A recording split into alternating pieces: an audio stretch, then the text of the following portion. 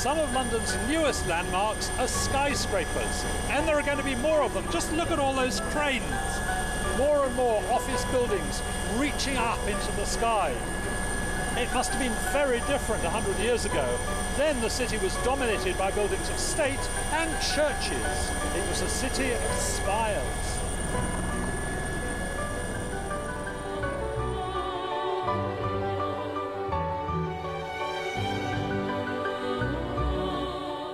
"600 years ago, London was dominated by the magnificent old St Paul's Cathedral. Its 425-foot spire was the tallest ever built. But disaster struck with the Great Fire of 1666. The blaze raged for 4 days and nights and destroyed old St Paul's. And what arose from the ashes was this, the wonderful new St Paul's, an iconic building known all over the world. And at 365 feet high, it was until the 1950s the tallest building in London.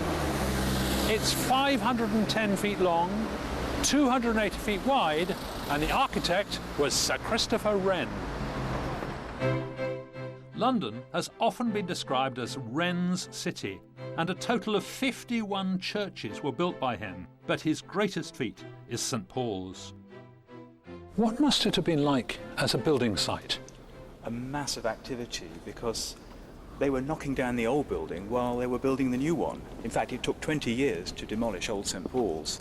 The stone they got from that building, they used for the construction. So you mean there were chaps with pickaxes there, yes, putting the stone in barrows, rushing it up, and masons there? That's right, using it for the basic wall structure of the crypt. So an army of people, an absolute anthill.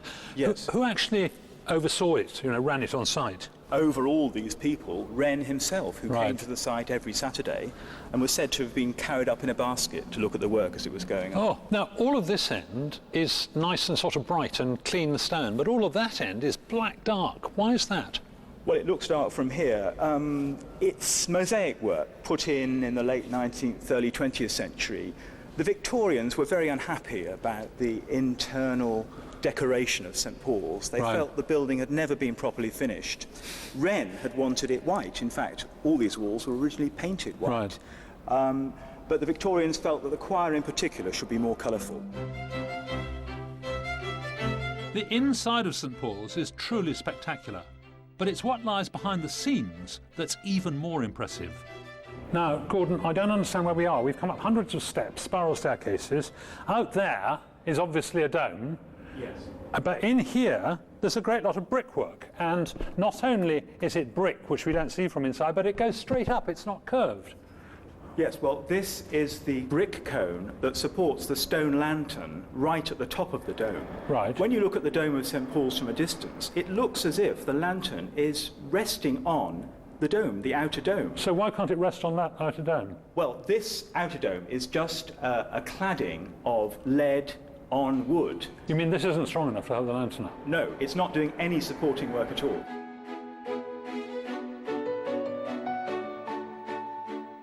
I'm now right at the top of St Paul's, and I don't believe that in this programme there'll be a grander building than this. I'm standing exactly on that brick cone. This is called the Golden Gallery, and there is the great heavy stone lantern. And a rather curious feature of the lantern is that in one of Wren's early designs, it looked very much like the gherkin there. He was 300 years ahead of his time. It took 36 years to complete this building, and it was the first English cathedral that was completed within the life of the architect. And when he finally died, they put an inscription in the crypt that says, "Si monumentum requiris circumspici." If you're looking for my memorial, look around you.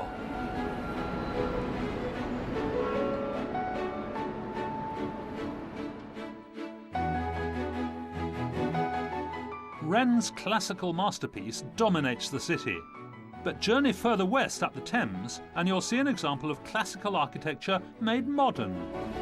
Even from a distance, Battersea Power Station looks big, but from here it's absolutely enormous, a temple of power. It was originally planned in the 1920s to help cope with London's rapidly rising demand for electricity. And when the first station, there are actually two back-to-back, when Battersea A opened in 1933, there were wonderful comments in the press. Somebody even wrote, "It bids fair to make St Paul's Cathedral share her proud place as London's architectural landmark."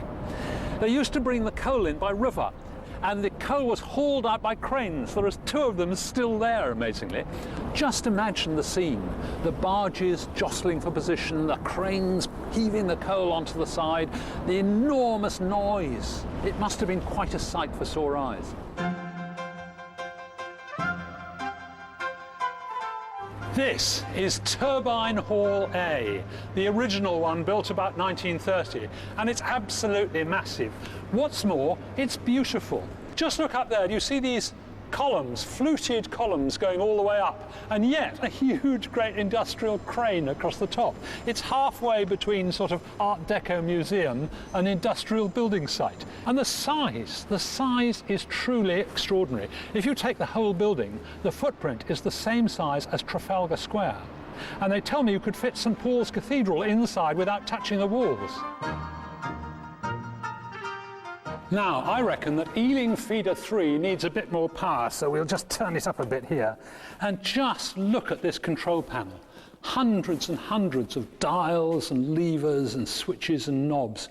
And such a grand room, the control room. There was a beautiful parquet floor underneath this hardboard. The control desks all covered in walnut veneer. And the ceiling, amazing Art Deco ceiling. Now, I reckon that's quite enough of that. Whoops.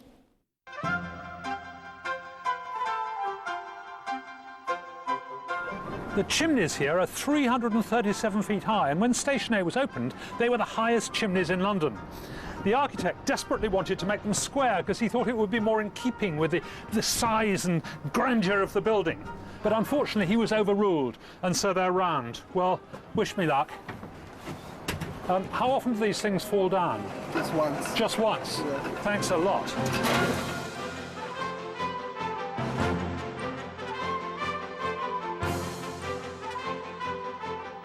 Oh, I have to say, I hate heights, and I'm very glad that we're only 250 feet up and not right at the top of those chimneys.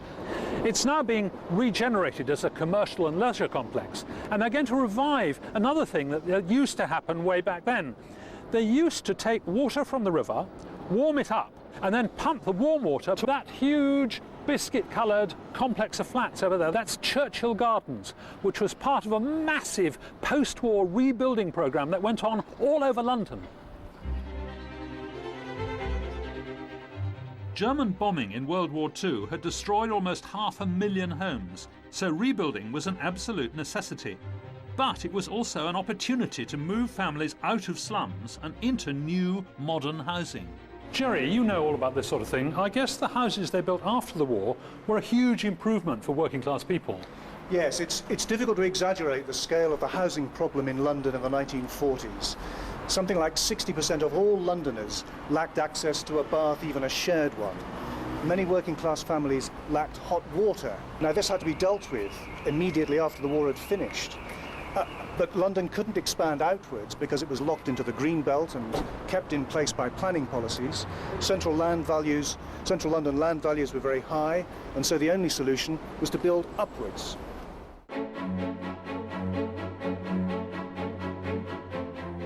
So what sort of buildings did they build? They built towers, and government was encouraging local authorities to build thousands of houses per year. And so they gave extra subsidy for each dwelling which was built above a certain height. Oh, really? Like this. More money for the top ones? More money for the high ones.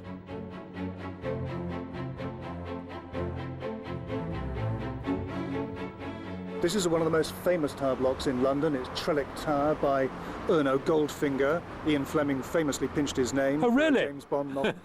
It took 6 years to build and was opened in 1974. It's 31 stories high, 328 feet, I think. Right. So what's the separate bit up the side? Is that the lift shaft? It is a lift shaft with walkways onto the main block. At the very top is a fantastic viewing tower for the residents who look all over West London. They must be able to see for miles. Right across London itself and out to the other side. Terrific. In its early years, it worked very well. It was very popular among its tenants. When people objected about tower blocks to the newspapers, people from Trellick Tower wrote and said, come and see us, we're very happy. But it went down, as so many of these things did in the 1980s. But in the 90s, it's really picked up. I understand that, you know, a few of the flats have been sold off. But people are proud and happy to live here. It's got protected entrance with a concierge. It works well as housing now. Now, I gather it's a listed building, is that right? That's right. It was recently listed as one of the key examples of what's called brutalism in modern architecture. As a building form, it's a magnificent statement, I think, even if, you know, you find it hard to feel that it's lovely. But Yeah. it is a magnificent building. Be honest, do you like it? No. I don't think I do either.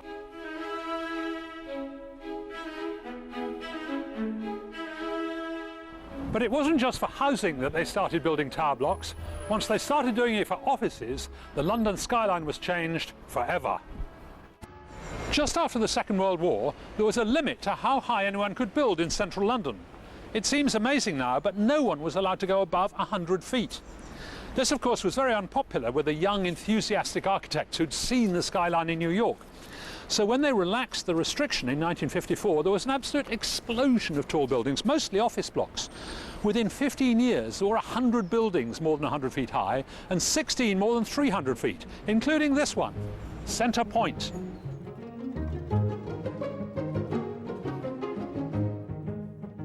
When it was finished, Centre Point was the highest building in London, 384 feet, 36 stories.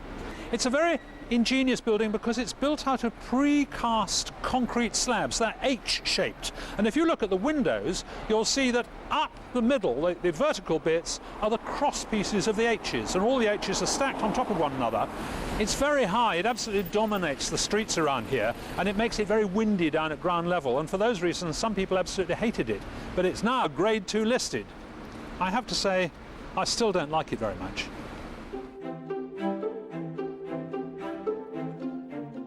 However, the problem with building big in London, oddly enough, is the ground itself. Unlike the rock of New York, London is actually floating on a bed of soft clay. So engineers had to come up with ingenious ways to stop tall buildings literally sinking into the ground. And here I am in the basement of the BT Tower.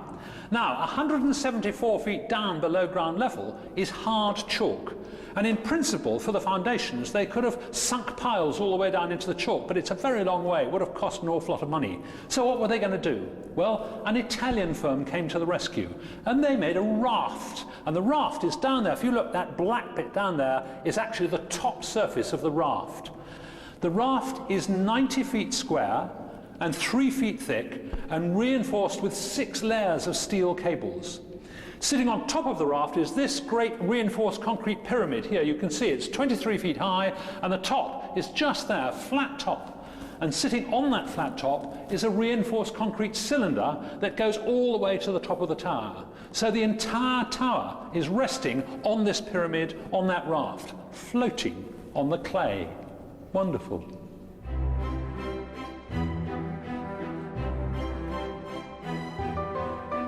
Doors closing. I'm now on my way up to the 34th floor. This is one of the fastest lifts in Europe. It does an extraordinary 25 feet a second, and it should take us only about 20 seconds to get up to the top. There we are, 34. Very impressive. Oh, wow. It would take so long to get people down from here, they decided to evacuate, if they needed to, by lift. In fact, it's the only building in the country which is allowed to be evacuated by lift. It needed special parliamentary legislation. When it opened in 1966, the BT Tower, at an enormous 620 feet high, easily took the mantle of tallest building in London. That's as high as 25 double-decker buses stacked end to end. Amazingly, until quite recently, this tower didn't exist. You wouldn't find it on any map, and it was classed as an official secret. So if you talked about it or took a photograph, you were technically breaking the Official Secrets Act. And then, in 1993, MP Kate Hoey took parliamentary privilege and admitted its existence in the House of Commons, and she said it was at 60 Cleveland Street. So now it's officially here. And the view from up here is truly amazing. just look, the whole of London spread out. It actually had to be very high because they wanted to beam signals right over the Chiltern Hills there on the northern rim of the London basin. There's some really powerful aerials up there, and I'm told if I stand in exactly the right place, I may block out EastEnders, and everyone will have to switch to ITV. An intriguing thing about tall buildings is the effect a bit of wind has on them. They actually start to wobble about. I went to meet Professor Chris Wise to find out how engineers deal with this problem. Now, Chris, they tell me that the BT Tower sways 20 centimetres in the wind. How does that happen? Well, you'd expect it to move a bit. It's a bit like a gigantic tree. And you see when the wind blows on a tree, it sways around. Everything has a sort of natural oscillation. So if I push sideways as if I'm the wind, I can just push it over. Right. And the more whippy this thing is, the further it goes and the more uncomfortable you feel when you're at the top. So what we tend to do is join those together. Right. So this is more conventional tall building structure, a bit like a ladder. And you can see if I try and push this sideways, it still moves around, but it's much more stable. Rigid, yes. Of course, if you then start putting people in, as soon as you push it sideways when the wind blows, the weight then adds to the tendency of the building to try and fall over. Right. When you get to 50 stories and above, you have to be a bit cleverer. And so something like the gherkin, you can see it's got these diagonal lines now going through it. If I push that sideways, each of those squares is turning itself into a diamond. Yes. If I try and push triangles sideways, they stay Right. as triangles. So Right. it's a much stronger structure. So if I push that around, you can see it's very, very rigid. Oh, yes. See that? You can see it has got a natural frequency, but Very it's fast. a very high frequency, And it isn't doesn't move, when I push it, it doesn't move anything like as far now. No. Playing with wire is all good fun, but what about the real thing? The gherkin arrived on the London skyline in 2004. I arranged to meet Chris the following day to go and have a look. So, Chris, these great chunks here, does this correspond to that crisscross structure? Yeah, this is inside here. It sounds hollow, but inside there are the huge bits of structural steelwork, and they form a big skeleton made of these diagonals and these black horizontals here. Right. And the whole thing carries the weight of the building, and at the same time acts as a big rigid frame which stops the thing blowing over when the wind blows. OK. They seem to have missed out a bit of floor here. Is that just a mistake?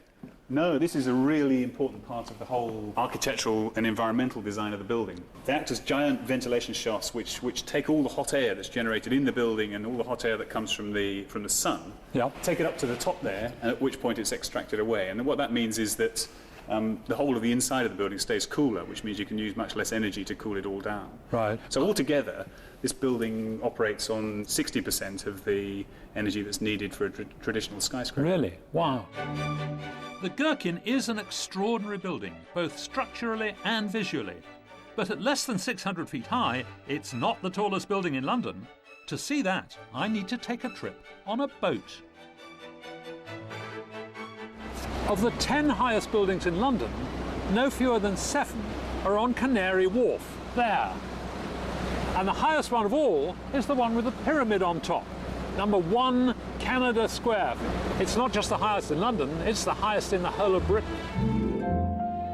1 Canada Square stands at 800 feet and was completed in 1991. And who better to tell us about this towering structure than John Pagano, who is in charge of construction. John, why doesn't this building sink into the ground? Well, we've got very strong foundations. There are 222 1.5 meter diameter piles that are driven into the ground, Right. almost 18 meters below the surface of the ground level. And on top of that, we installed a 3 meter thick concrete raft over the whole area of the building, and on that we stand the steel structure that supports the building. I mean, we built this building in 3 years, which is... In 3 years? In 3 years. That lot? That lot. And literally, what ended up happening is the trades chased each other up the building. So the steel structure was racing up ahead at 3 floors every 2 weeks. And right behind it, the concrete contractor, the cladding, the stainless steel panels that you see were only a couple of floors behind, and they literally chased each other up the building. Fantastic.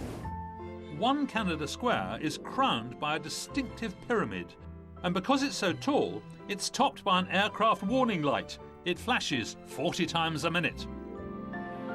Here we are, in the pyramid at the very top. Is it true that no film crew's ever been up here before? Oh, you are the first film crew to be up here. Fantastic, fantastic. It's wonderful. It's quite noisy. What's going on? Well, we have all the cooling heat the cooling towers that are used to reject the heat from the building. Okay. So there's 7 of them up here, and basically we take the heat that's generated by lights, computers, and people down on the office floors, and we basically dissipate it at the Dump top of the building. it, dump it. My specs are misting up here, so this is very damp, warm air coming up here, and it's just damp, isn't it?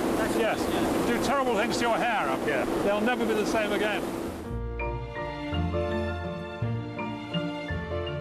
The view from up here is amazing. I'm told that when it's clear you can see for 30 miles. But one of the things that really appeals to me about this place is that there are birds. Listen, listen, just under here. Come and have a look at this. These boxes here are for swifts, although there aren't real ones in here yet. They're trying to attract them in. You see there's a CD player playing swift squeakings all the time, trying to bring the swifts in, which just shows that although we've learnt to build up into the sky, we know who the sky really belongs to.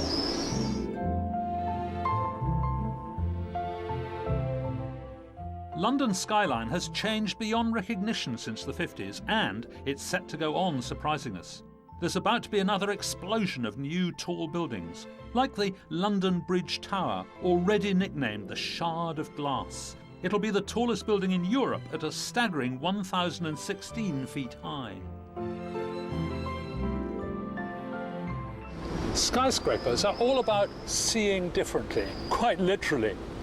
One of the things I love about these great towers is their links with the past. Christopher Wren, when he built St Paul's, used mathematics. He designed it with mathematical principles, and today's architects and engineers use computers, computer-aided design and computer modelling. And the next big one, the Shard of Glass, is going to be a little bit like the spires of Wren's churches, reaching ever further for the sky.